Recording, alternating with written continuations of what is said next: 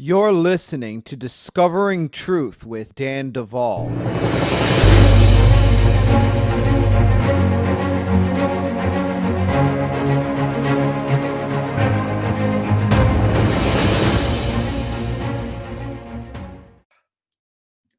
Well, folks, welcome to another week of Discovering Truth with Dan Duvall. And I'm very excited to be introducing you to a new friend and guest. And her name is Charisse. She is a survivor of satanic ritual abuse and other types of crimes that she has prevailed over to be talking to you today. And I'm telling you guys, I have not known Charisse for very long, but in the time that I have known her, her story has blown me away. She has such clear recollection of so many aspects of what she survived. And my goodness, do they, well, require us to stretch our minds as to what is really going on and what is possible. But she joins the choir of voices, many of which that have been on this podcast, all saying the same thing. The world that we are told that we live in is not the world that we occupy. And there are forces of darkness at work that are doing and have continued to do for hundreds of years things that we have been taught are fantasy, not real, fake. Many people have been called crazy because they have dared to testify to the things which they have survived. And, well, we're learning we're not crazy. Charisse, I am so grateful to have you here to talk with us today. Welcome to Discovering Truth with Dan Duvall. Thank you, Dan. I'm happy to be here. Charisse, your story is incredible. I have been blown away by even the little bit that I've been able to get familiar with as we've gotten to know each other over, really the past couple months. And, folks, before she begins sharing her story, we are going to start from the beginning. I am going to put out a trigger warning because of the nature of Charisse's story and the fact that she'll be speaking frankly to those things which she has overcome by the power of Jesus Christ. If you think you are very sensitive to certain information, you may want to listen with some caution. But with that said, Charisse, I am going to just give you the floor. Would you please take us from the beginning into your story? Yes, Dan, thank you. I first of all want to say that I give honor to my earthly parents. I do not know everything my parents went through in their lives to bring them to the places that they were. And so I don't ever want to do anything that is dishonoring. And above all, I give all the glory to my Lord and Savior, Jesus Christ of Nazareth, because he is the one who has brought me through. But I do want to say from the start that Freemasonry Freemasonry is a cult, and it damages everyone that is in it and every family member associated with it. In the very first degree of Freemasonry, they place a hoodwink over the initiates' heads, and thus they become hoodwinked and they become deceived. And there is a veil of deception that descends on them because of Freemasonry. And there are many things that go on in the spiritual realm when there is a family involved in Freemasonry, and my family was. My father, my grandfather, my uncle. It does something to the person's mind. It twists their mind so that what is wrong suddenly becomes right. And men can start doing things that would have been contrary to their nature had they not have been in Freemasonry. With that being said, my actual earliest memories are when I was in the womb. I know many people don't believe that that's possible, but our spirits are fully formed at the time of conception, and they remember all things. And the Lord has gifted me with being a seer and with having the ability to remember much of these things.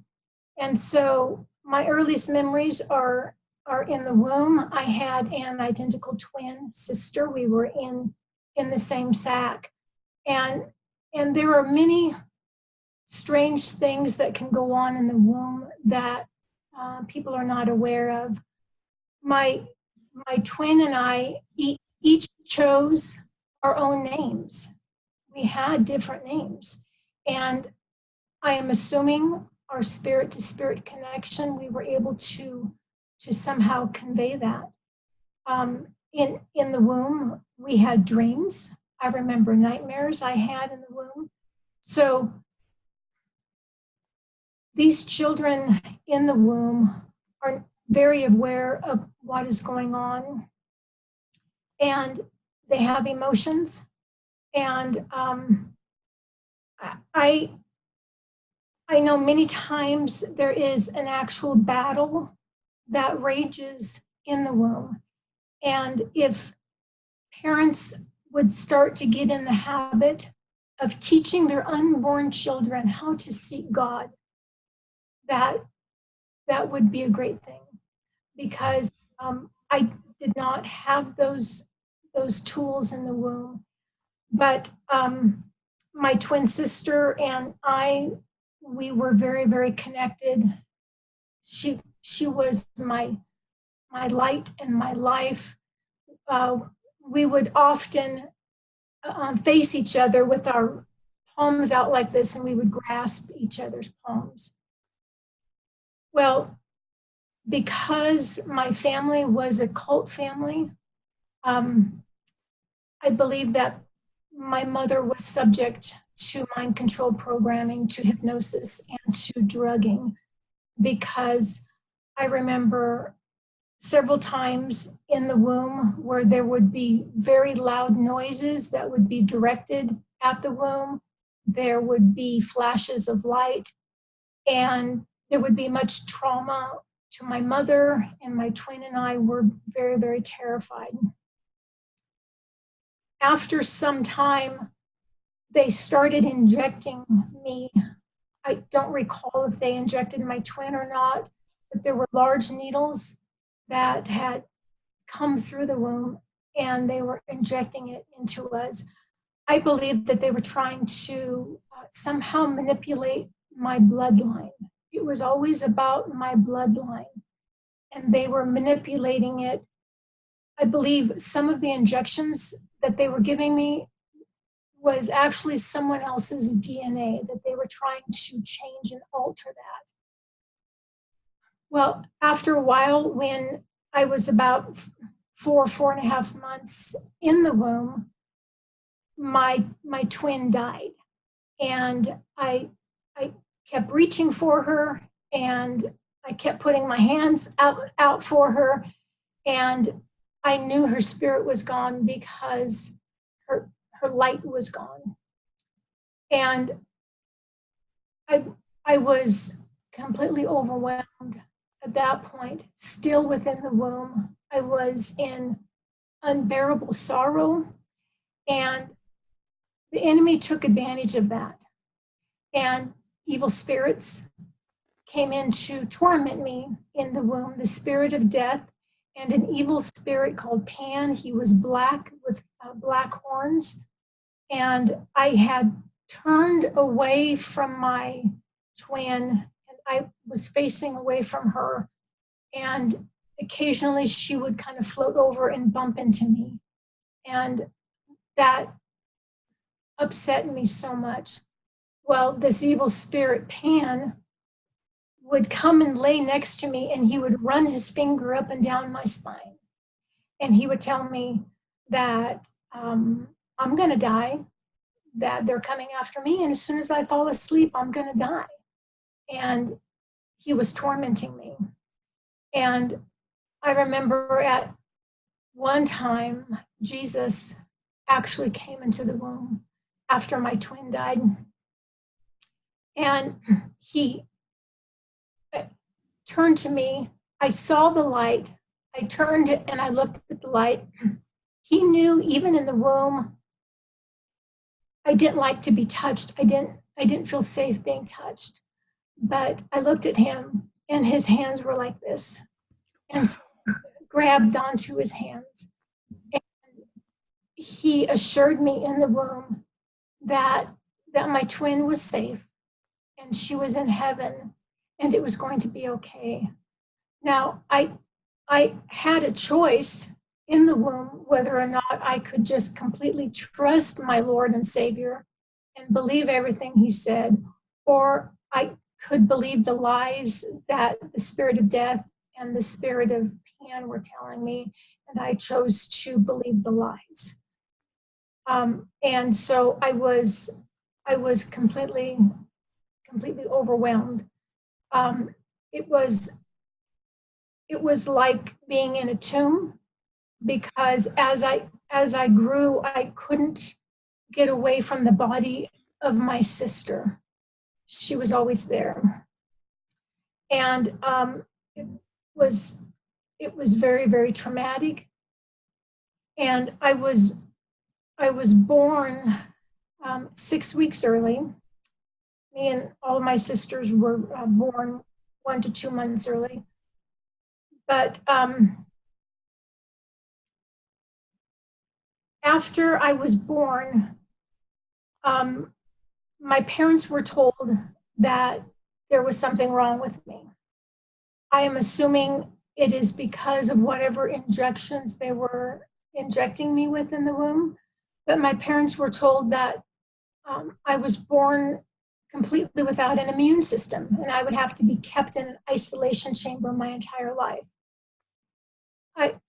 I believe I did have some type of troubles from all of the injections I had, but I believe that was actually a lie to get me connected with other cult doctors so they could continue to experiment on me, because my family was told that I would have to receive injections of immunoglobulins every week just in order to survive. And lo and behold, a nurse lived next door who claimed she could give me these weekly injections for years. And so I would go over there, and I don't actually know what it was they were injecting me with. It was supposed to be some type of immunoglobulins. But as I grew older and I was able to walk, my mom would stand in the yard and she would watch me walk over to the neighbors and they would take me in. Well, the neighbor lady who claimed to be a nurse had a husband who also claimed to be a doctor. And when they had me alone, the doctor would start taking me into the back room, and he would start giving me multiple injections in my thighs, and then he would start giving me IVs of some sort. And I started passing out regularly. In fact, one time after my injections, I passed out and I quit breathing and my jaw was locked. And my dad had to give me CPR. So I don't know what all they were injecting me with, but at one time I would have up to 5 different injections. And he always made me promise that I would never tell anyone what he was doing. And he would take me to another room where he had the old reel-to-reel films, and he would show me films of Nazis exterminating Jews. They were very graphic. Jews were being dismembered and tortured and exterminated. And so it is my belief that this doctor was of a German descent, and he was somehow connected to Joseph Mengele. And he would tell me that everything that they did to those Jews, he was going to do to me if I told anybody. And sometimes he would show me slides. He would have a slide projector, and all of the slides were of people being murdered very, very graphically. And then after he would give me all the shots, he would give me a slide to take home as a reminder. And I started passing out more and more. And it was quite horrendous. How old were you at this point? Well, it was between the ages of 2 and 6.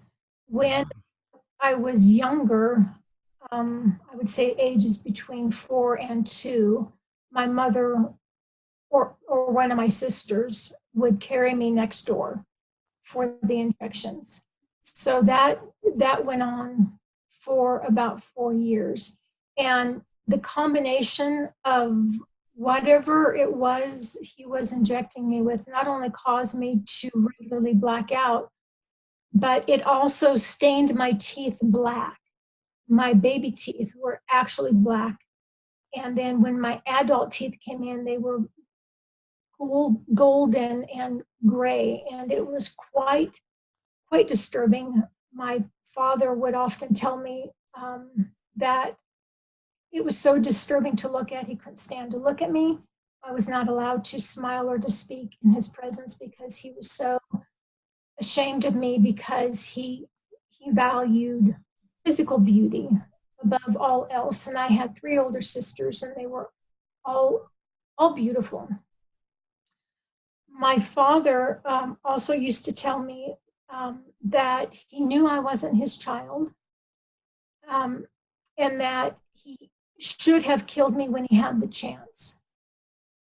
I was the youngest of 4 girls, and when my sisters would go off to school, my father would turn on me, and he would completely change and tell me that he was going to kill me. He would put my fingers in hedge clippers multiple times, telling me he was going to cut off all my fingers. He wanted strict obedience. We had to obey everything he said without questioning it. We couldn't get in trouble. If anything didn't go right, we were severely punished. He would take me and all my sisters to his closet, where he held all of his belts in there, and he would make us choose which belt we wanted beat with that day. So by us choosing, it was as though we were giving our consent. And he would often beat us until we were blistered and bruised. We never knew why we were being hurt by him. I know when I was about 2, and I was still wearing a diaper at night, and I was threatened never to ever soil my diaper at night. Well, one day I was sick in the night, and I had soiled my diaper. And the absolute fear and terror, I ran to my parents' bathroom. They weren't in there, and I tried flushing it down the toilet. And of course, the toilet overflowed, and there was water all over the floor. And I was stripped naked and forced to stay in the bathtub naked until my father got home. And he saw the water on the bathroom floor, and he held my face in the water until I passed out. And so these kind of things were not uncommon. And then when I was 2, I remember very clearly the first time that my father sold me. He came in and he got me out of my bed at the age of 2.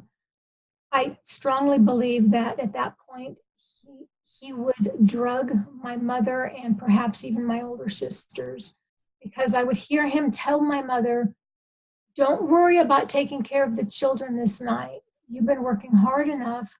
I'm going to stay up and take care of them." So that's always a very bad sign. And so I I believe they were drugged. I know the first time I was sold, I was 2. He picked me up out of the crib, and I woke up to the cool night air as we were walking down our street. My dad was wearing his house coat. I was wearing pajamas. I couldn't understand what was going on. There was only one house within a block from us that my mother warned us never to go to because a very evil man lived there. And so we always avoided that house and actually walked on the other side of the street. Well, that was the house he took me to. He knocked very softly on the door.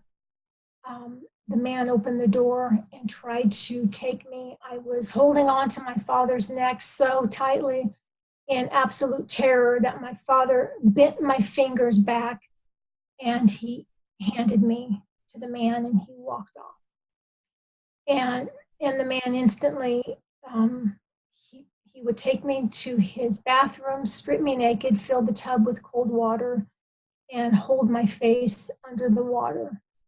And I would gasp and cry. He'd bring up my face, hold it under the water again. He would do that maybe 20 times. And he would say, "Are you going to obey me?" And I would shake my head, yes. "Are you going to do everything I tell you to do?" And I would shake my head, yes. He would take me to his bedroom. I remember he had old polyester bedspread that had these dark flowers on it. He had nightstands, and he would place me on the bed, and he had a tripod with an old-fashioned camera on it, and there was a wire going to it so that he could take kind of remote control pictures, I guess. And so he would torture me. He would often use pipes and other things that he would insert into me. And the more I would cry out and scream, the more it delighted him. And he actually filmed every act he did to me of rape, of molestation, of torture. And when he was finished, I would be taken back to the bathtub because I was often covered with blood. The water was always very cold, and he would repeat holding my head under until I was coming to the point of drowning. And he would pull it up, and he would say, "Are you going to tell anybody?" And I would shake my head, no. So then pretty soon, after a couple of hours or so, there'd be a quiet knock at the door. My dad would be there. I would be handed back to my dad soaking wet. And the man would hand my dad an envelope of cash. And so my dad would walk me back to the house. I would be in absolute terror. And in order to get around having to explain to my mother how I went to bed dry and woke up soaking wet, my father would take me to the bathtub.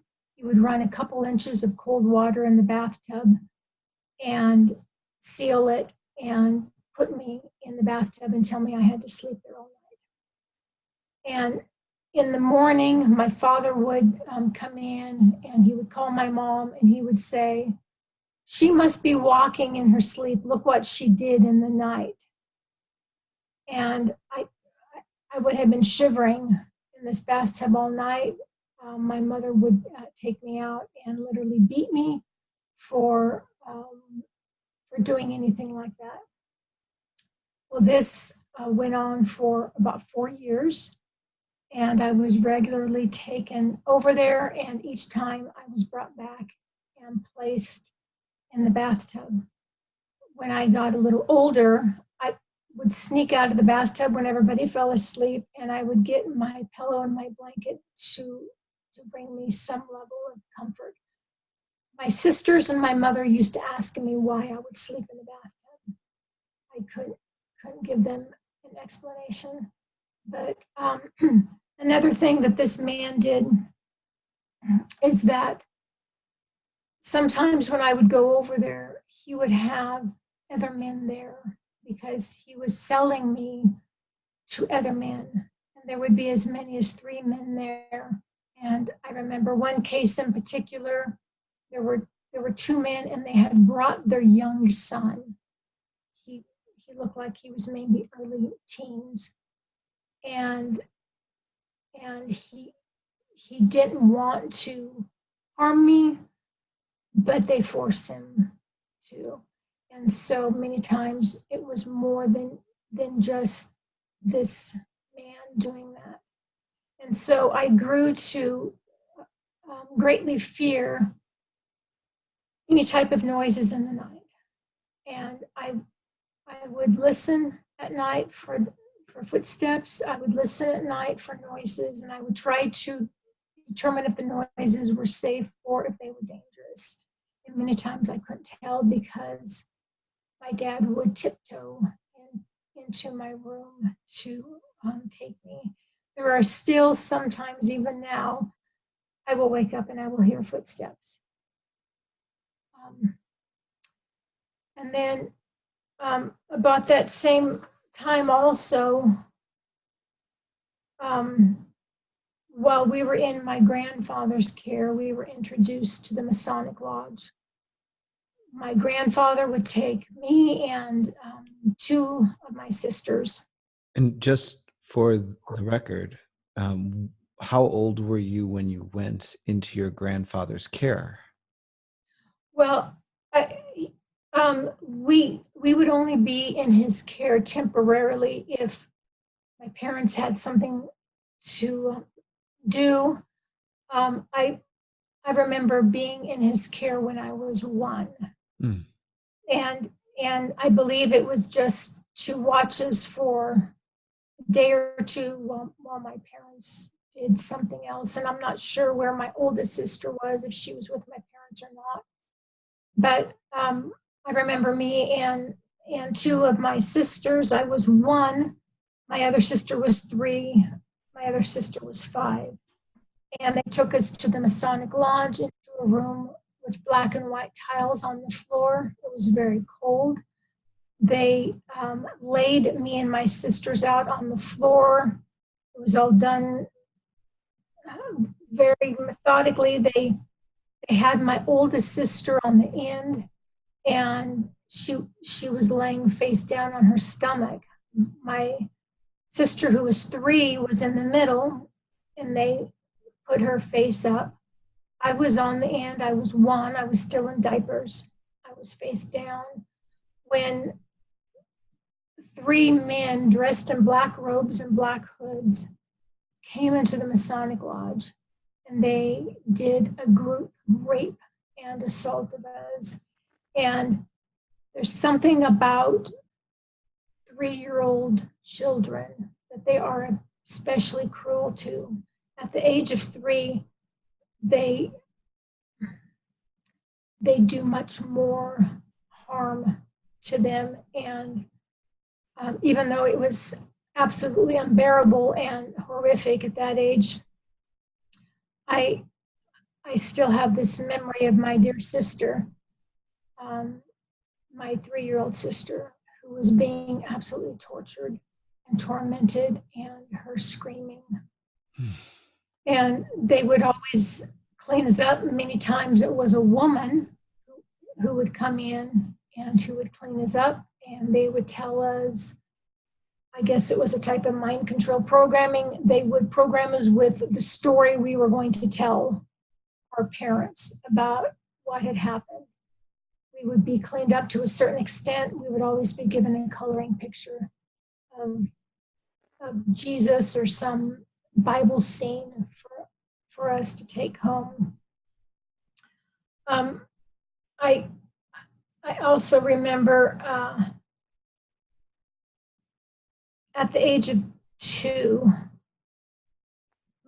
2 of my sisters and I were taken back to the Masonic Lodge, and this is the first actual real mind control programming I can recall. So I remember I was 2, so my other sisters, they're each 2 years older. And they had taken us to the lodge because we were going to hear Bible stories. Well, who wouldn't want their children to hear Bible stories? So they took us, and there were about 6 other children, big room, and they locked the door. And they grabbed me around the waist. They stripped off all my clothes. They took me to a small room that had no windows, but it had a large fish tank on the counter that was full of live mice. They took me at the age of 2 and they shoved me down in the live mice. Instantly, they were clawing me, scratching me. I was crying. I was reaching up my hands. I was slapped and I was forced down hard onto the mice. They would squeal. They would climb all over me and scratch me. And that's when they started doing the mind control program of Hickory Dickory Dock. And they would repeat it again and again and again. And they kept saying the words tick tock. Those were my cue words to go into a hypnotic state. But I would be in this tank and they would come over to me, and if I would stand up, if I would cry, I would be slapped and pushed back down. And they kept asking me, what time is it? And I didn't have any comprehension of time. I was only 2 and I didn't know. I'd be slapped for not knowing what time it was. And they kept repeating the nursery rhyme. They would have me repeat it and say, what time is it? A man kept coming in, a Mason. He would grab a hold of my face and squeeze it, and he was looking at my eyes. And if he said I wasn't ready, I was put back in. Something happens to a child when the trauma causes them to dissociate and break apart, and you can see it in their eyes. And that's what he was looking for. So the man and the woman that had been torturing me left me in the mouse tank full of mice, and they told me I was not allowed to leave.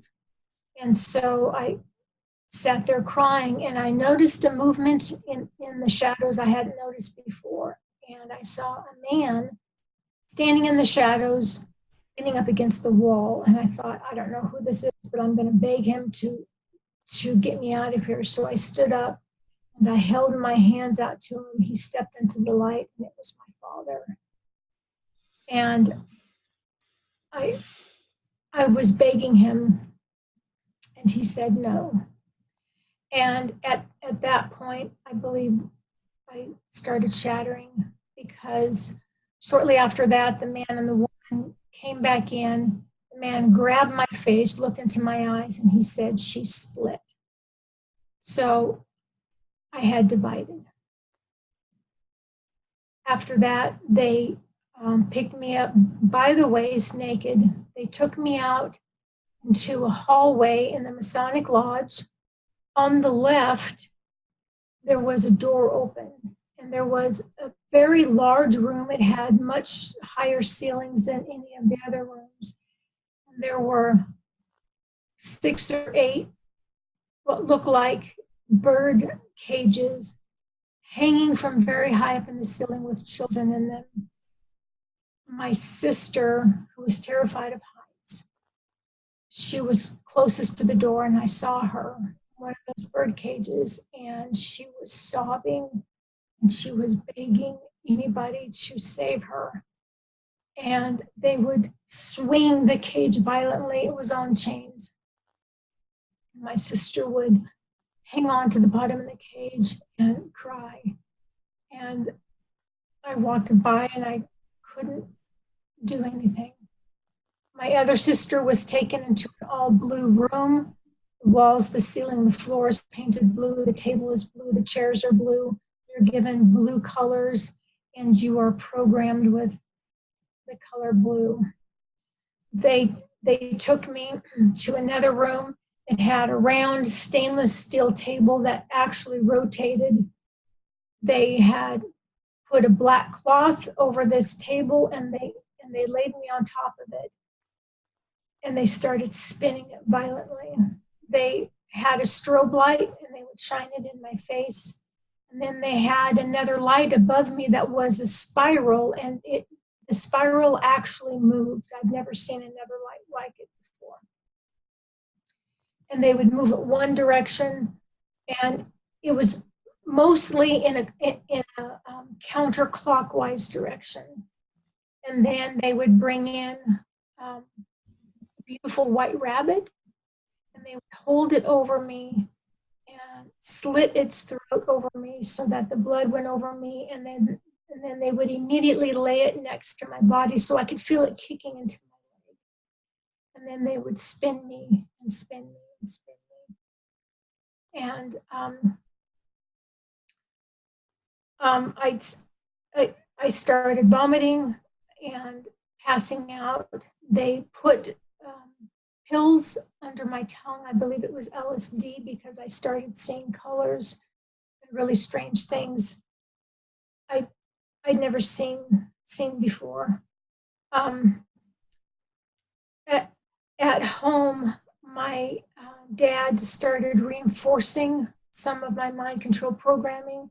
And whenever he wanted to discipline me or to cause me terror, he would take me over to the grandfather clock, and he would point to it and he would say tick tock.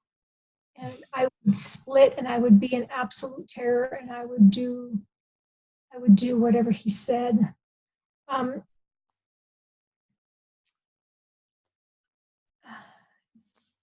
When I was a little bit older, they took us back to the Masonic Lodge.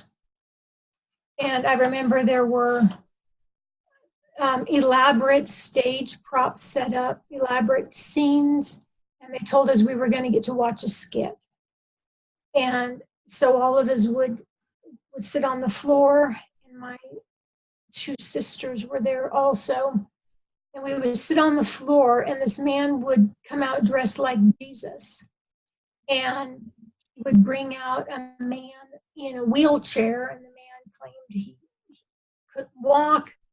And Jesus would go over and heal him, pull him up out of the wheelchair. And all of us little girls would just clap and clap. We were so excited. And they told us that this was the real Jesus, and he had come to see us. And we were beyond excitement.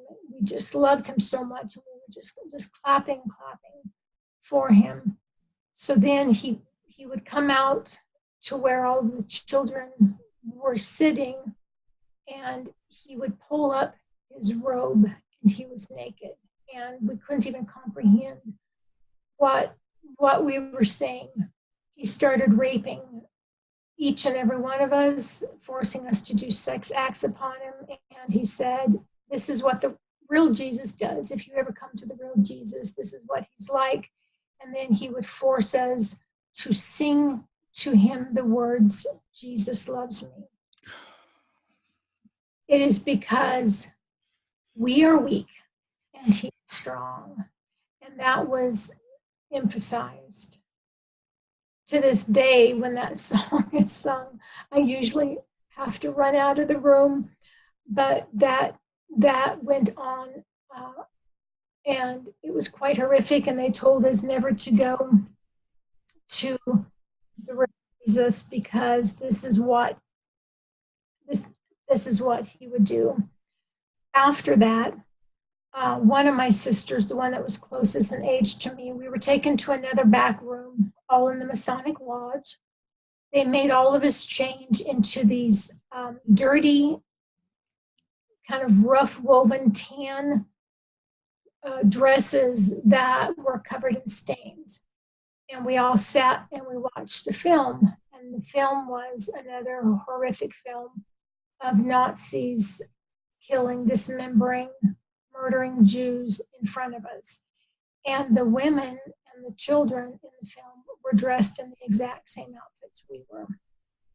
And then they told us that if we didn't hide, that the Nazis were going to come in and they were going to kill us. And so men dressed like Nazis came in. We were in absolute terror. I think there was probably about 8 small children in this room, and there were many cupboards and shelves. And my older sister was very, very protective of me. and she grabbed my hand and ran to a cupboard and opened it up, but there were already two children hiding in it.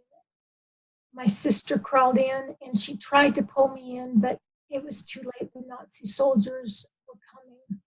So I curled up in a ball on a shelf right next to the cupboard, always trying to make myself as small as possible so that they couldn't see me. They saw me and they pulled me out and they started hitting me. They had a gun and they were threatening to shoot me in the head.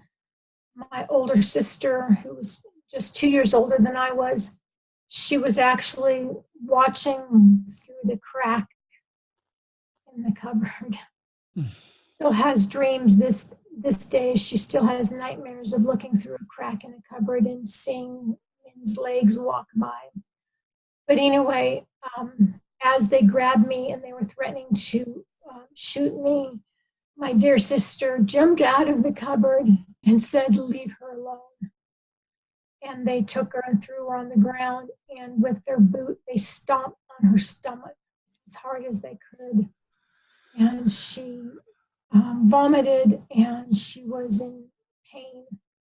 And they ended up walking away, and I was there with my sister on her side. I tried touching her, and she says, "Please don't touch me. Nobody touch me." So those were some of our earliest memories at the Masonic Lodge, going from one station to the next, to the next, to the next. All of my future trauma for many, many years had its roots in Freemasonry. It was people connected to Freemasonry in some way or form. I remember at the age of 3, my life was so terrible and I saw no hope that I literally tried drowning myself in the toilet bowl. And I was trying to breathe in the water, but I kept gagging and I was unsuccessful.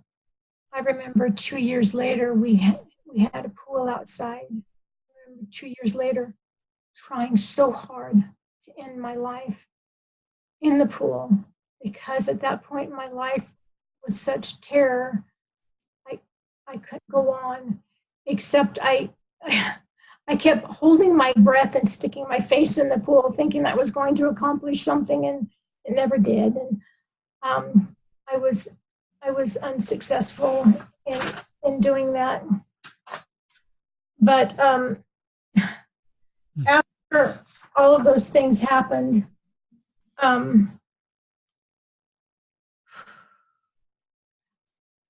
You're doing good. You're doing a great job, Charisse. Really, truly. The fact that I am actually not asking you any questions is because you're just telling your story. well, we ended up moving to a different state. Hmm. And my father had only been through 3 degrees of Freemasonry. That was enough to cause a twisting in his brain. But when people leave Freemasonry, the lodge doesn't let you leave and the lodge doesn't let you forget. And all of the curses that you spoke on yourself and your generations stand until those are broken. And so after we had moved to a different state, the Masons in that state contacted my father. And I believe it was retribution for him leaving the lodge so early, because his father had actually gone quite high within the Masonic Lodge. And they had wanted control of me. Now, I had 3 older sisters. I couldn't understand why it was just me and not all of my sisters. But they told my dad if he would sell me to them for $10,000, that they would train me to teach me to be obedient. And my dad was very big on us being obedient. And so the transaction was made, and I was sold to the lodge. And every Wednesday morning, I had to be awake at 1:26 a.m. starting from the time I was about 6 years old. My dad had started coming in and waking me up 1:26 Wednesday morning, because I had to be out at the street at 1:30 a.m. and a car was going to come and get me. Now, the very first few times that it happened, the Masons actually snuck into my home at night, put their hands over my mouth, and took me. I thought I was being kidnapped. And when I got older, my father would start carrying me out to the car. I started crying, so he started dragging me. When I got even older, I was hypnotized. I had to wake up at 1:26 a.m. or I would be killed or somebody else would be killed. So I started being taken for about 2 hours every Wednesday morning. They would often take me to the basement of the courthouse, to the basement of the hospital, to someone's house, or to out in the woods. And that's when I first started seeing actual rituals being performed. And they would start with old men, I guess, if you will, bums on the street, maybe homeless people. And they would bring them in and they would drug them and they would give them all the alcohol that they wanted. And then I won't go into graphic detail, but they were always tied up. Their arms and legs were tied up, and they were always killed in a very painful and gruesome way. And they would threaten to do that to all of us if we did anything. I would see where they would even bury the bodies under fire pits in the woods. The fire pits were small and round, and they would use sledgehammers to make the bodies as small as possible and put them in the fire pits, and then put fire back on top so that nobody would think of looking. Everyone that I have known that has been associated with the cult has also been associated with either a mortician or a crematory of some type. But it was during this time that I started stealing children, because they would bring out children and they would bring out babies. They would have a lot of small children that they would start impregnating very, very early. I believe the children were given some type of medication to cause them to be impregnated early. Hmm. And And how early are we talking here? well, for me personally, my earliest pregnancy was when I was 10. So basically, as soon as the menstruation starts, they start. No, it was before the menstruation starts. I know of some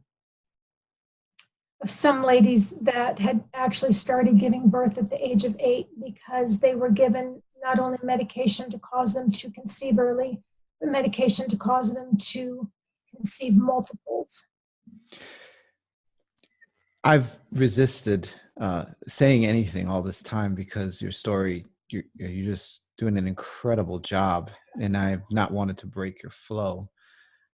But, on saying that, I will say that some things that have been reported to me by others that will go, unnamed at this point, um, would include impregnation at ages that seem, from a traditional standpoint to be impossible.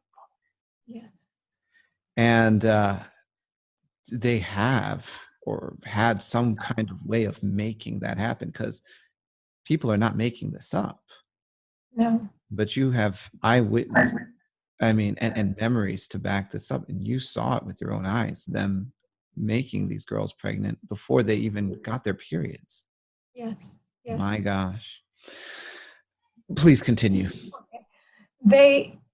They have technology, they have laboratories, they have medications that the average doctors do not possess.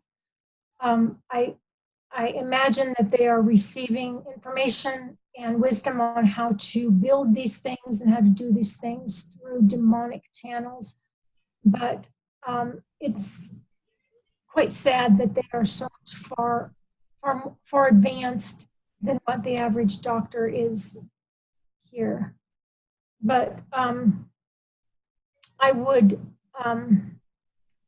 they they would take babies and small children, and these were all people that were connected with the Masonic Lodge in some way.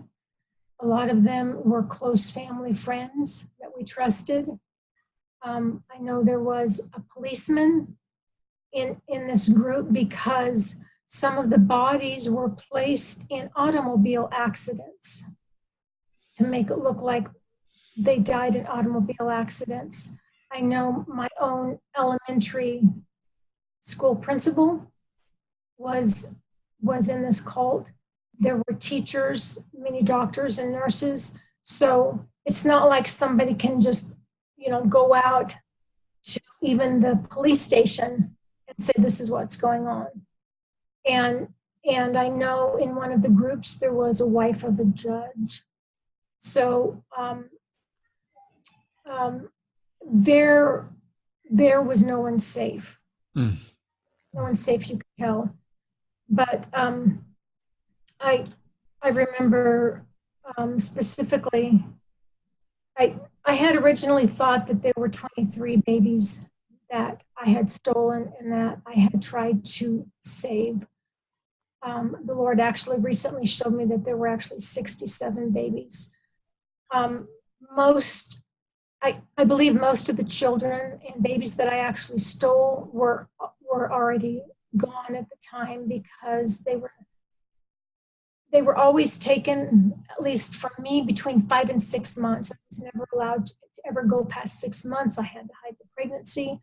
So they were always taken early. They actually had me on a January-July schedule, to where I would have a baby in January, I would have a baby in July.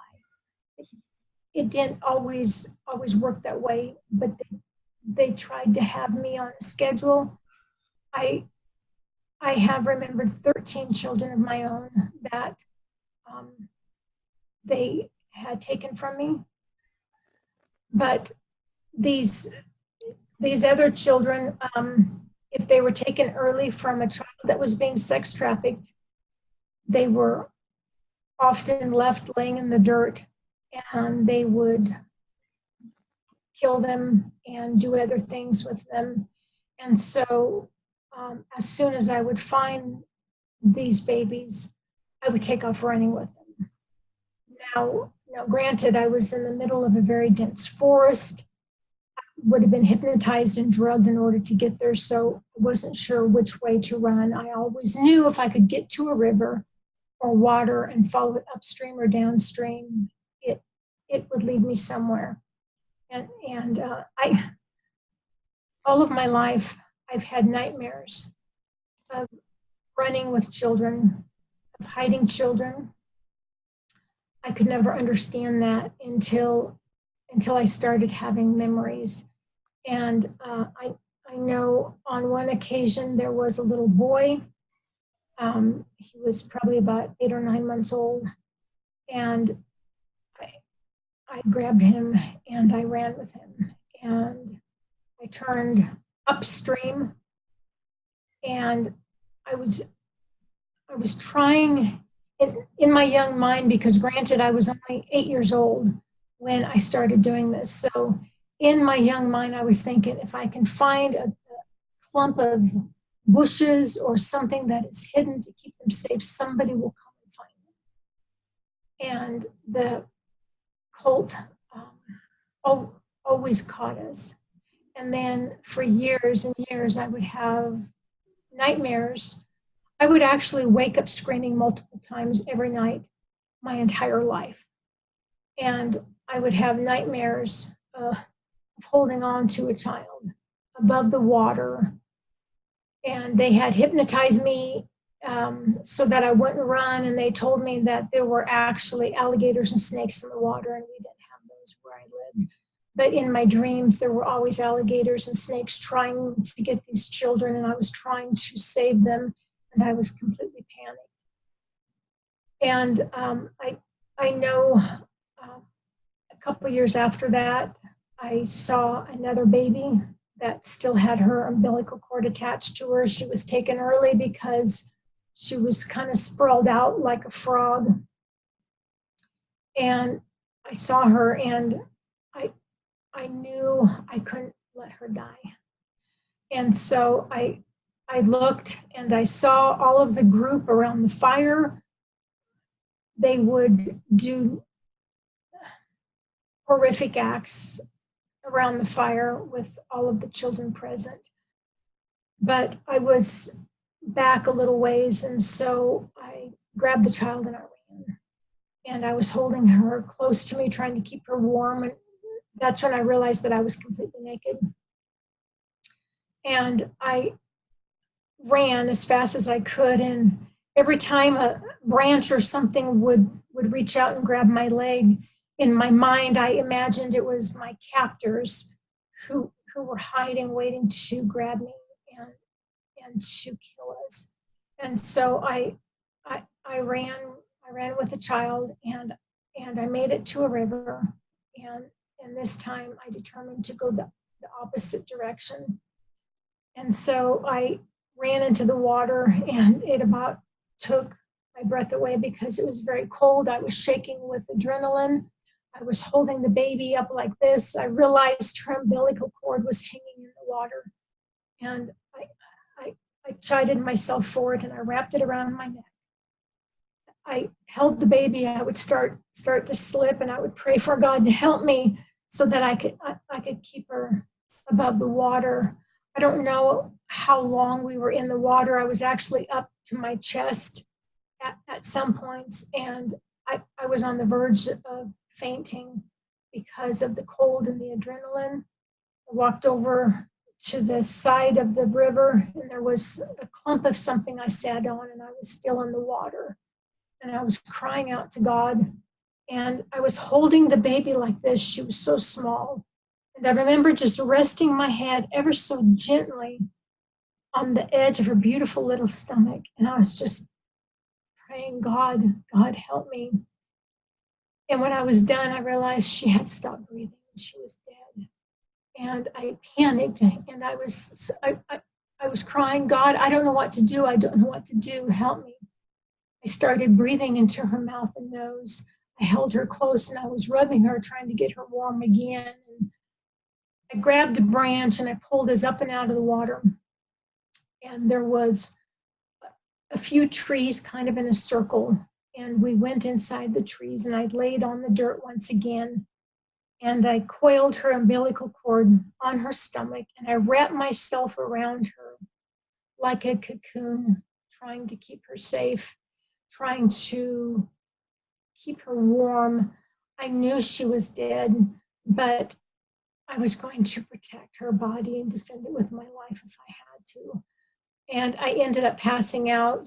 I woke up to angry shouts, and I could see flashlights in the distance.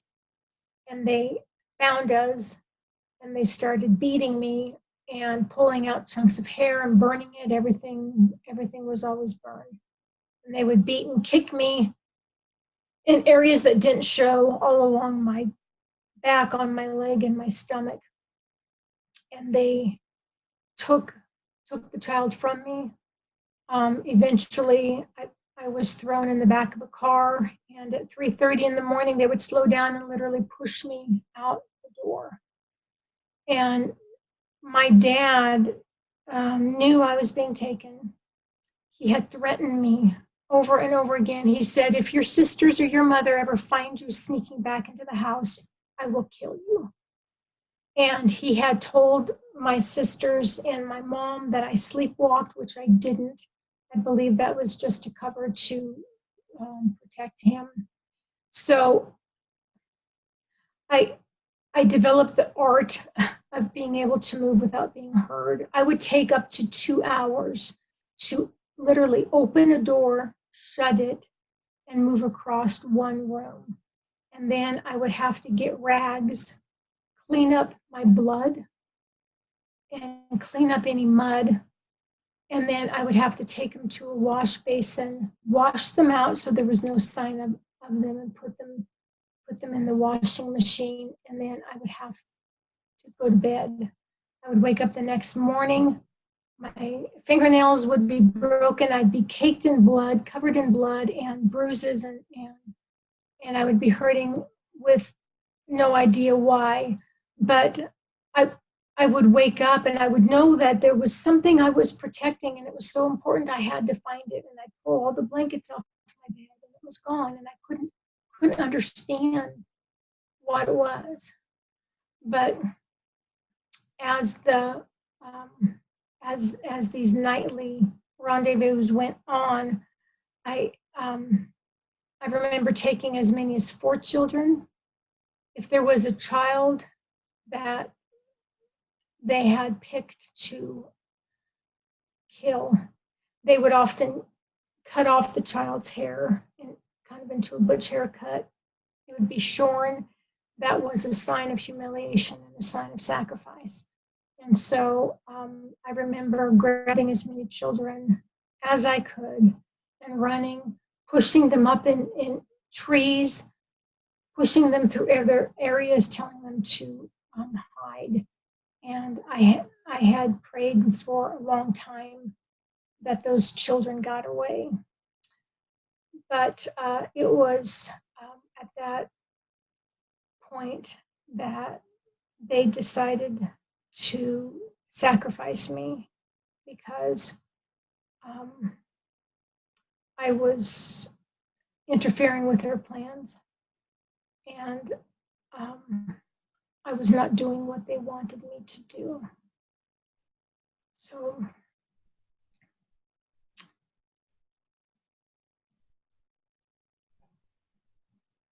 So what happened when they decided to try and sacrifice you? well, I had seen sacrifices many times. Many times they would bring in a child about my age. They would even tell me the child was my twin or my sister. And they would allow us to play together and develop a bond. And we would swear to each other we would never let each other get hurt. And they would always end up killing them. When they were going to sacrifice me, I was about, I think maybe 9.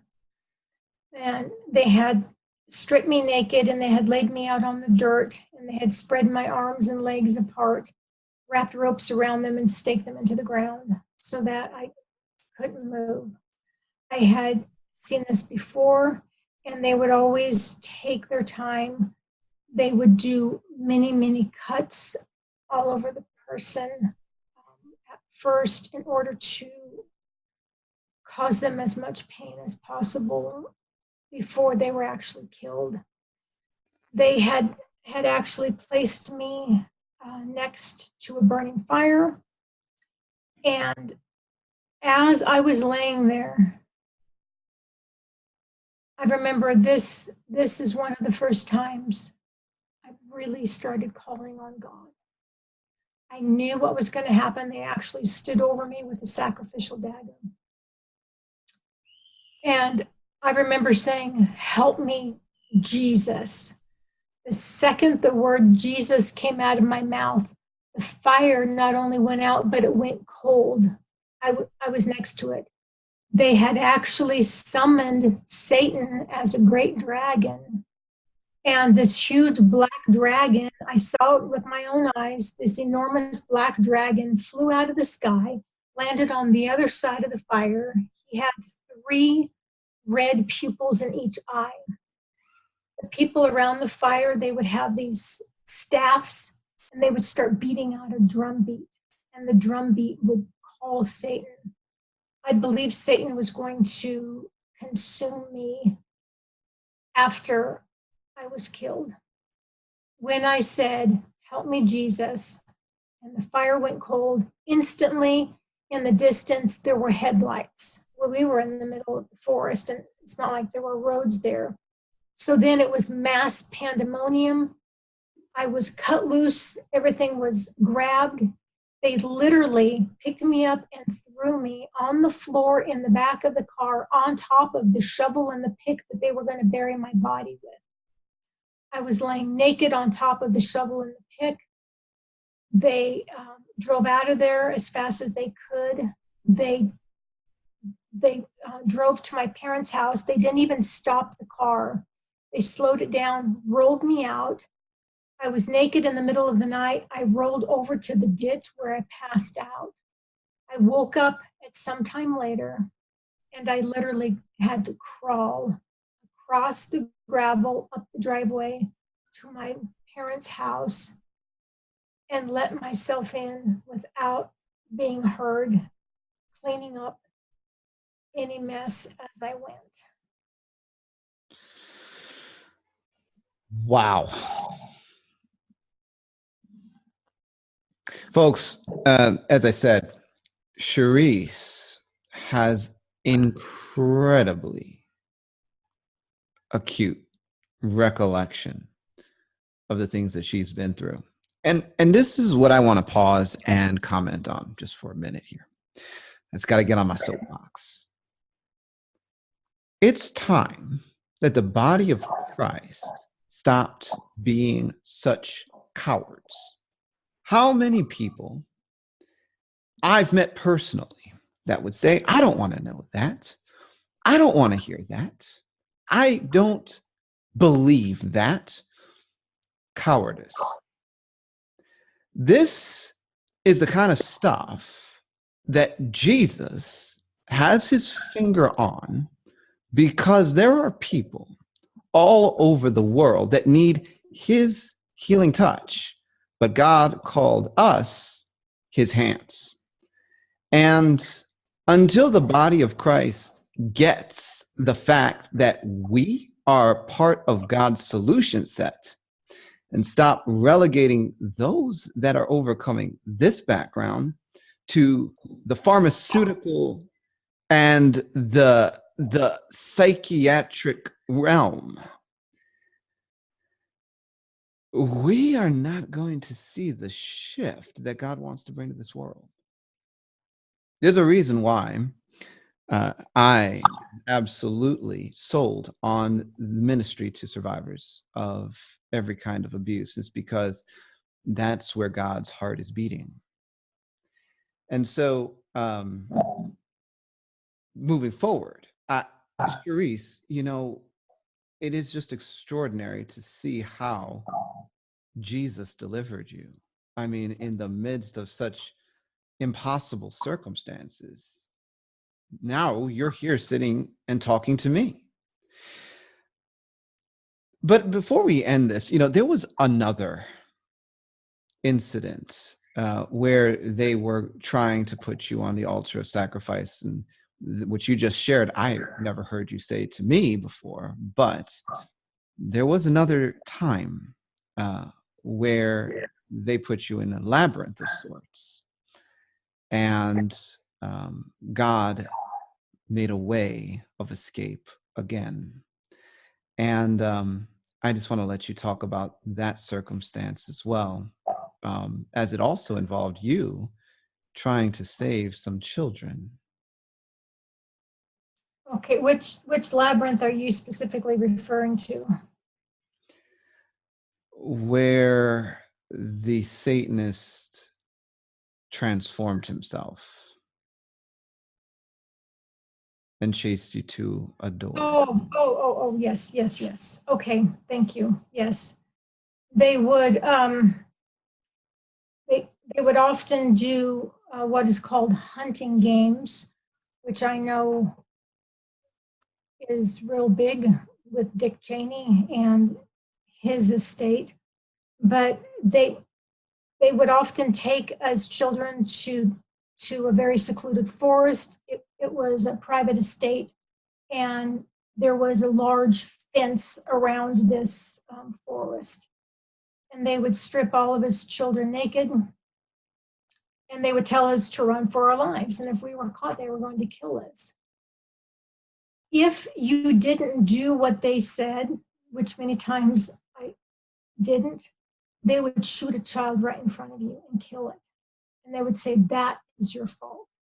That's what's going to happen if you don't do what we say. At this one memory, I was older because I was about 16 or 17, and they would line us all up and they would tell us to run.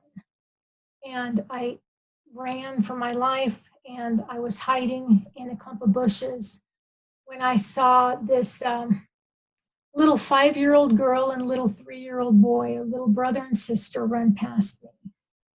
The little boy was wearing bright red tennis shoes, but other than that, they were completely naked. I knew they would be caught because they were so little, they didn't know where to go. I jumped out of my hiding space. I grabbed the girl's hand. She had the boy's hand, and we just ran. We ended up running to the back of this property. There was a very large wooden fence there. I started looking at the bottom of the fence because there was a couple of areas where the wood was starting to rot away a little. I started kicking it with my foot. I actually broke several toes because I was barefoot. I kept kicking and kicking with my foot until I could break out a couple of the slats of wood. I dug as frantic as I could with my hands to make a little well in the dirt. I grabbed the children and I shoved them under it. The wood actually cut into their backs as I was shoving them under. I got them both under, and I peeked through a little crack in the wood, and I could see their sweet little naked backsides running. And I told them, I said, don't stop running until you find help. And the last thing I remember was them running in those little tiny red shoes running. Well, the cult was very angry at me, and this was another time that they were going to kill me again. And they took me into a series of tunnels underneath whatever estate I was at. And these tunnels, they were very, very rough. They were hewn out of rock, out of dirt. They were small. And I was placed in one of these tunnels, and in one of them was actually a big room. It was like a machine shop for automotive. I could smell oil.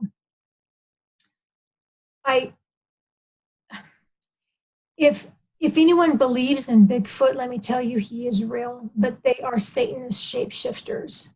Do not glorify Bigfoot, because these are people that have turned into these evil beings, and their one purpose is to kill and digest what they have killed.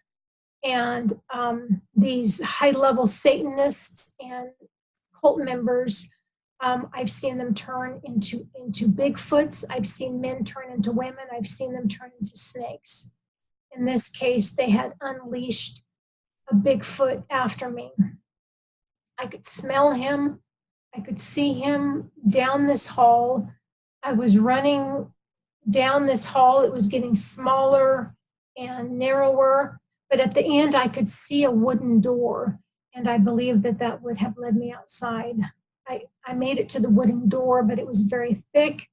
I was looking for any hinges on the inside so I could unhinge it.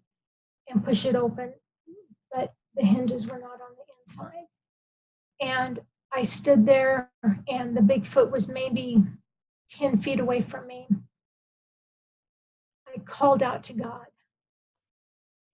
God hears when we call out to him, even in the midst of great evil.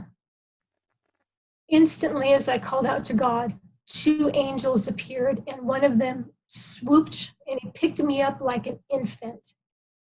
As he did that, this ball of fire hit that wooden door and it shot out. And very peacefully and gently, we walked through that ball of fire, through the shards of wood flying every direction. And it was complete peace. And they took me out of there. At some time later, I woke up in my own bed the next morning. I was covered in blood. I was covered in scratches. I had broken toes. I had no memory at that point of what had happened. But I just want to give all the glory to God, because I have died that I remember 6 times in my life that I have actually died where I was standing next to my body. And each time Jesus and my angels would be there, and Jesus would say, "You need to go back." Mm. I would look at my body even as a small child, and I'd say, "No, I don't want to go back." And he would say, "I have a plan for you. It's going to be okay. You need to go back." 6 times I was revived and I was brought back. But I tell you, it does take a toll on a person's body, because the doctors had told me the entire front portion of my heart was not functioning. So it does take a toll, but I am here, and I am strong, and I give God all of the glory. And I just want to give hope to anyone else who is listening to the story, who has maybe gone through anything similar. And I just want to tell you, I know the strength and the courage it takes just to survive, just to get up and make it through your day. And I just want to tell all the survivors that I believe you, whatever your story is. I believe you, and I am very, very proud of you. And don't get up, don't give up, because God has a plan and a purpose for this.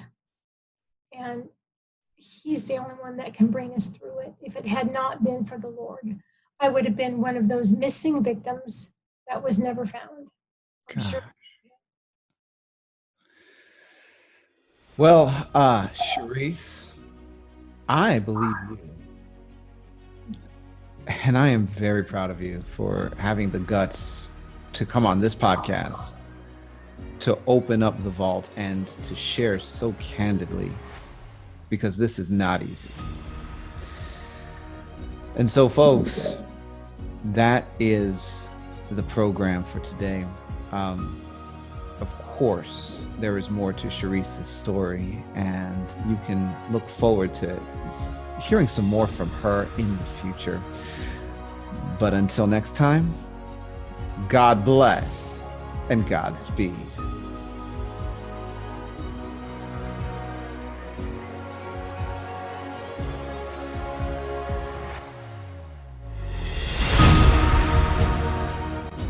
You've been listening to Discovering Truth with Dan Duvall. Be sure to subscribe to our channel, like our video, and share this with friends. This podcast is a production of Bride Ministries International.